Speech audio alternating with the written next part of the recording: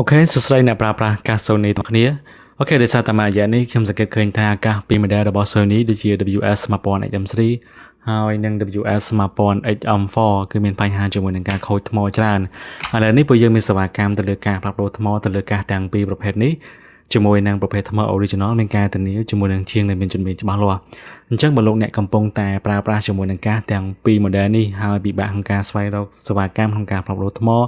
ចង់បានថ្ម original ដើមដែលមានគុណភាពលោកអ្នកអាចទទួលមកកាន់ Mobinet បានជាក់ស្ដែងដូចជាថ្មដែលទើបតែចូល stock ថ្មីដោយសារតែ stock យើងចូលមករហូតអញ្ចឹង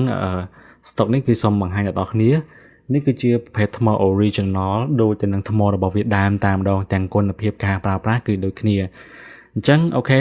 កុំភ្លេចចុច like និង share វីដេអូនេះផងដើម្បីចែករំលែកទៅអ្នកដែលកំពុងតែប្រើប្រាស់កាស Sony ហើយកំពុងតែមានបញ្ហាថ្ម